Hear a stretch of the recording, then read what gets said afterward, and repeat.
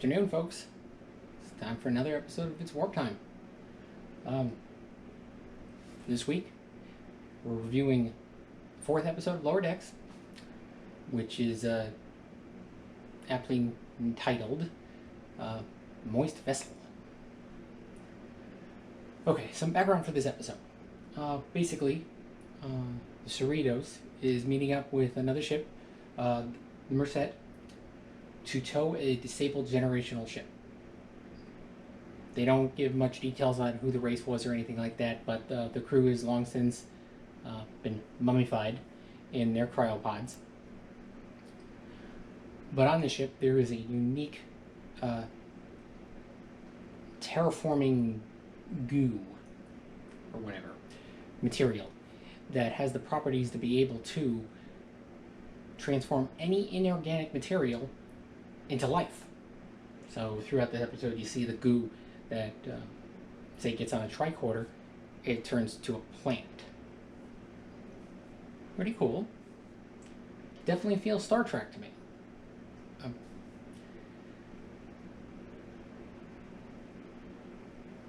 So obviously, like through the theme of all the episodes, this doesn't go to plan. So we'll see. The episode opens up basically with Captain Freeman introducing Captain Durango to the senior crew and going over the mission. Of course, Mariner shows up characteristically late and doesn't stop yawning.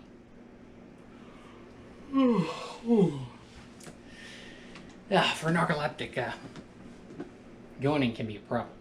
But this causes Captain Durango to start to question whether Captain Freeman's crew is going to take this mission seriously enough. Afterwards, Freeman and Mariner get into one of several heated discussions throughout this episode that they have together. Regardless, they both agree that Durango is boring. And he's been that way for 15 years. On a side note, I'm thinking there's some baggage or competition between Durango and Freeman. 15 years, so what's that? 2366? 65, give or take, aboard the USS Illinois. I did some Googling. I couldn't find any references in Star Trek to the USS Illinois other than some random blog post that someone posted 11 years ago that curiously mentioned a late 24th century ship. Interesting. But I digress. So after the discussion, Mariner leaves the captain's ready room. And this is where we get the sarcastic Vulcan salute.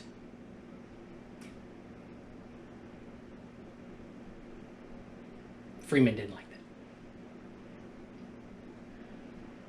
that. So Commander Ransom comes in and they start talking, and they hatch this plan to just give Mariner all the worst tasks on the ship. As I like to say, as I'm thinking in my head, dirty jobs, like the show. And hopefully that Mariner, on her own accord, will transfer off the ship. Okay, that sounds like a very reasonable plan. So then we cut to the next thing where the daily tasks are assigned, and of course, Bulmer does a happy dance because he's assigned conference room cleanup duty. What? As Mariner goes through and says, you don't do happy dances for that. But this is Bulmer we're talking about.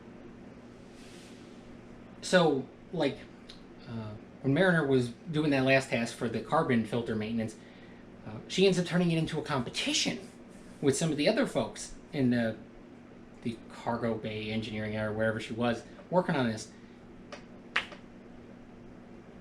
Okay, so their grand plan to get her to transfer hasn't working so far. So then Cap has this great idea. Let's just promote her. And she promotes her directly to a full lieutenant and a senior officer on staff. Okay. That was definitely a bold move. I'd even call it genius. So their new plan is to bore her to death. Okay, so it looks like she has been transferred into operations. She now adorns a gold uniform with her 2 gold pips. And of course, Bulmer cannot handle any of this. He looks like he's about to have a panic attack.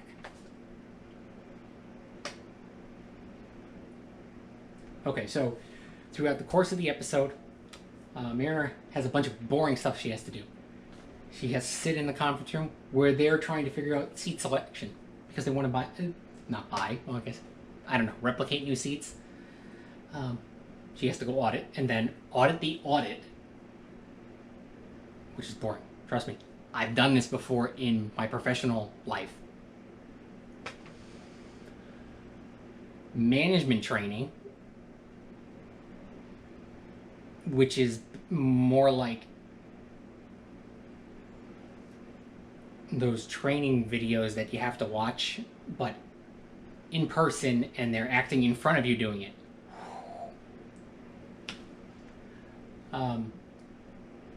A review of scheduled ops in ops, and then the last one, but they never actually get to it, is Ransom's birthday, where he's supposedly going to play the acoustic guitar for hours and hours and hours.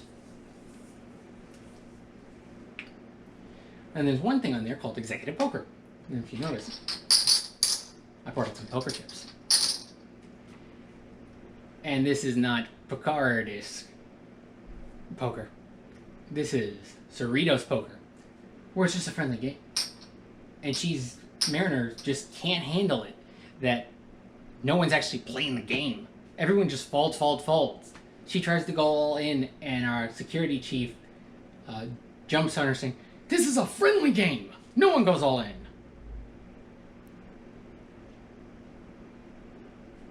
Yeah. So far, it's working. The plan's working.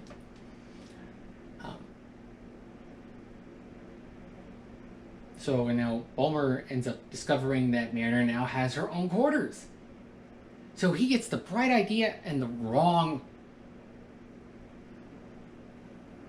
I don't know what you want to call it. He gets the wrong idea that he should start breaking rules. That's what will get him promoted.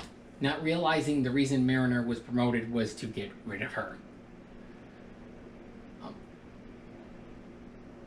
And Tendi is still trying to make it right with the lieutenant.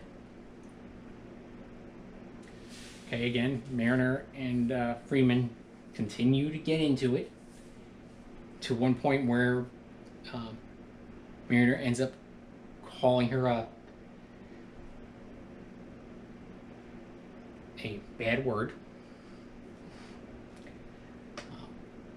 Okay, so that's about the first half. Now we're moving into where we're actually going into the actual what happens on their mission. Captain Durango, in a power move, ends up moving his ship closer to the generational ship. And that causes disaster. Long story short, all the terraforming material ends up escaping the generational ship and basically destroys the Merced. But before the Cerritos could even attempt to get out of the way or disengage their tractor beam, the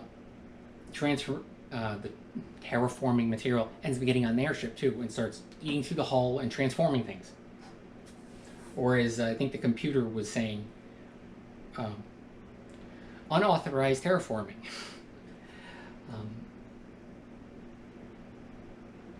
And we cut to a scene where Mariner and Freeman are together, and the second this happens, Mariner starts sensing that the environment is changing, temperature changing and stuff like that. Now, I'm not going to go into a lot of details because this is the main climax of the episode. Like I said, go watch it, and I apologize for our international folks that can't see it. CBS, get on that. What you waiting for?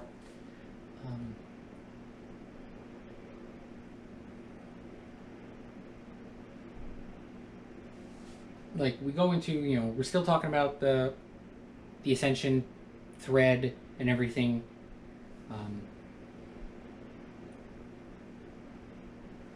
They end up admitting to each other Tendy was just trying to get him to like her, and he was just admitting that he only did the whole Ascensions thing and so he had something to be noticed by it, essentially.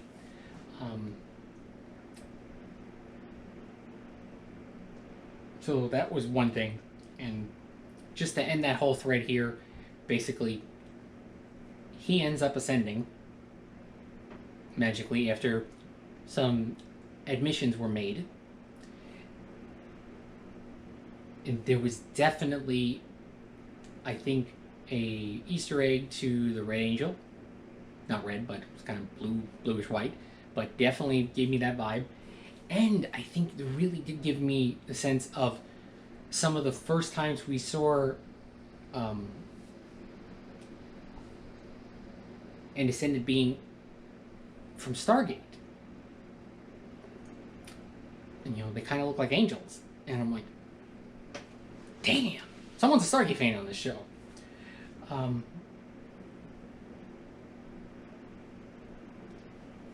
There are some other things in there, like the giant koala. I'm like, I don't know what that means. Does anyone know? Can someone please educate me?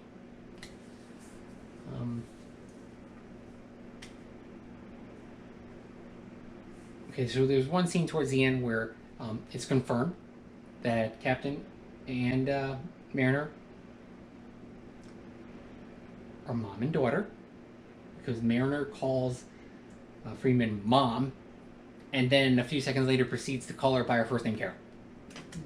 So we have that.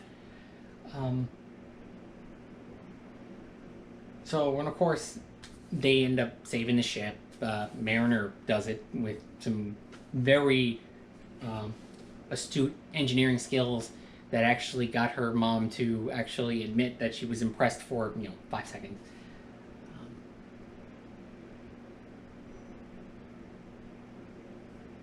Which is kind of cool. And then,